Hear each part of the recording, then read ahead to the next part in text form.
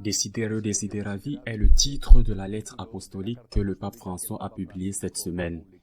Elle vise à éduquer le peuple et aussi les célébrants sur la manière dont la liturgie doit être célébrée, en particulier la Sainte Messe. C'est une continuation de Traditionis Custodes, qui avait pour objectif de limiter la célébration en suivant la forme extraordinaire de la liturgie. Et son objectif, je me réfère à Desiderio Desideravi, est que la liturgie soit l'âme, la source de la vie du chrétien. C'est un objectif très louable, et c'est un objectif qu'il y a à pousser avec toutes les forces. La liturgie ne peut pas être, en particulier la Sainte Messe, simplement quelque chose qui est fait avec l'esthétique, à l'esprit, mais doit aller au cœur de celui-ci. Il doit aller à la liturgie comme la racine, comme la source de toute vie. Mais il ne faut pas l'oublier que la liturgie, en particulier l'Eucharistie, il ne faut pas l'oublier, c'est la manière dont Dieu veut qu'on l'adore. Ce n'est pas la manière dont on veut adorer Dieu ou la manière dont l'Assemblée, le peuple veut adorer Dieu, mais la manière dont Dieu voudrait qu'on lui rende l'adoration, qu'on lui rende la gloire. C'est-à-dire que la liturgie fait partie également de la révélation. C'est notre Seigneur Jésus-Christ, lors de la dernière scène, qui a jeté les bases de la liturgie. Puis, la première communauté chrétienne a immédiatement établi une manière de célébrer la Sainte Messe, qui coïncide essentiellement avec ce que nous faisons aujourd'hui. C'est ce qu'il ne faut pas oublier.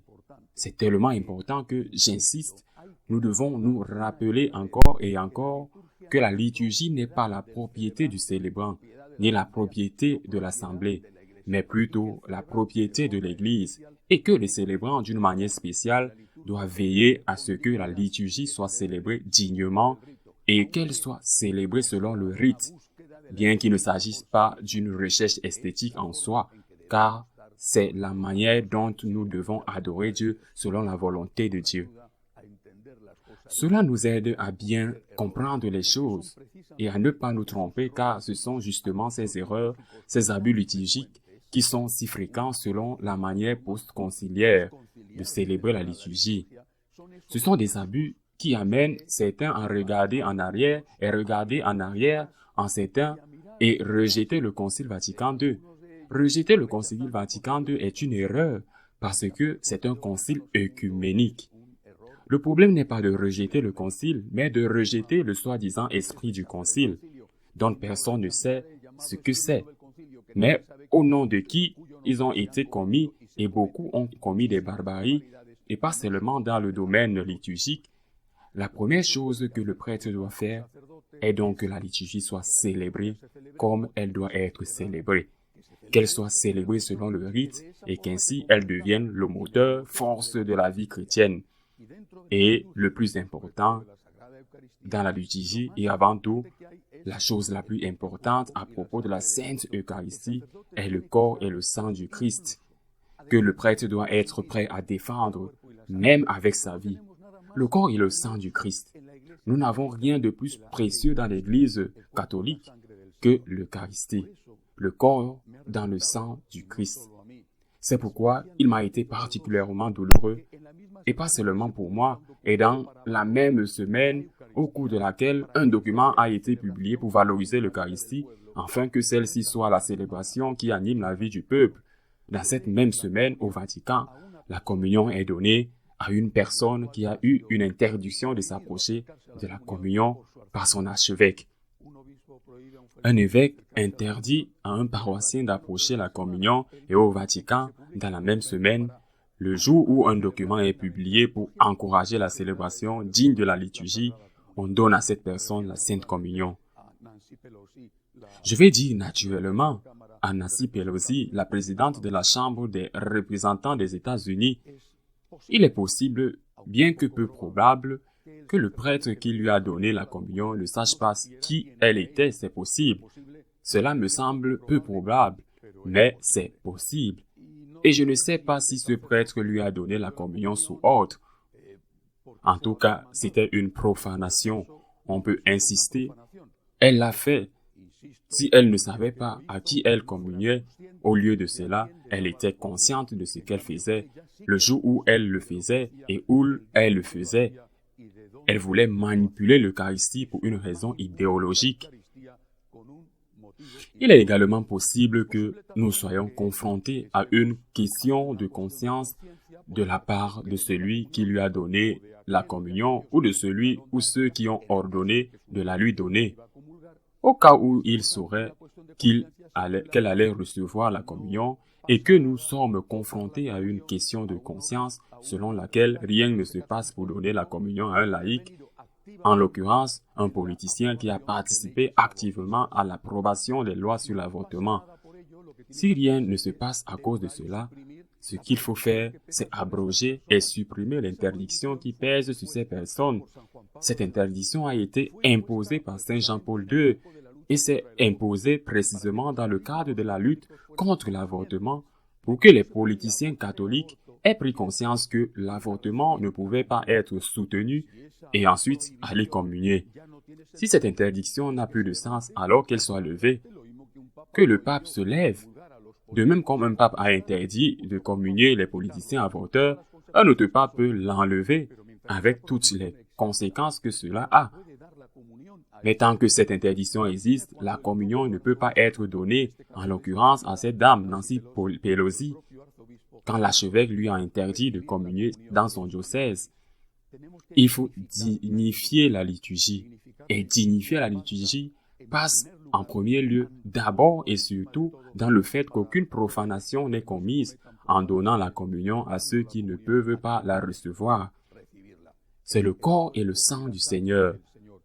Nous n'avons rien de plus sacré que cela, et tu dois être prêt à donner ta vie pour lui, pour le Seigneur, car sinon, que faisons-nous ici, nous les prêtres? C'est du moins ce que je me pose. Et je ne pense pas que ce soit n'importe quelle question. Mais pour moi, et pour beaucoup, c'est une question fondamentale, très importante que nous ne pouvons pas ignorer. Il y a eu 2 autres nouvelles cette semaine qui m'ont rendu très triste. L'une d'elles en Allemagne, des données ont été publiées sur l'énorme baisse du nombre de catholiques dans ce pays l'année dernière. Il y a eu 360 apostasies, bien plus que jamais. Presque 2 fois plus que l'année précédente, 360 apostasies. 360 catholiques allemands ont officiellement déclaré qu'ils n'étaient plus catholiques. Plus tard, ceux qui sont morts de causes naturelles ou de Covid, environ 1 demi-million de personnes ont quitté l'Église catholique pour une raison ou une autre. L'Église catholique en Allemagne compte 1 demi-million de paroissiens en moins. C'est une terrible nouvelle. Ce n'est pas une nouvelle dont il faut se réjouir. Eh bien, le président des évêques allemands n'a pas pensé à une plus grande bêtise que de dire que c'est parce qu'il n'y a pas de prêtresse. L'idéologie du genre n'est pas acceptée avec toutes ses conséquences. Mais bon, je pense que ces gens doivent avoir un peu plus d'intelligence, ou ils nous prennent pour des imbéciles, ou je ne sais pas où sont leurs neurones.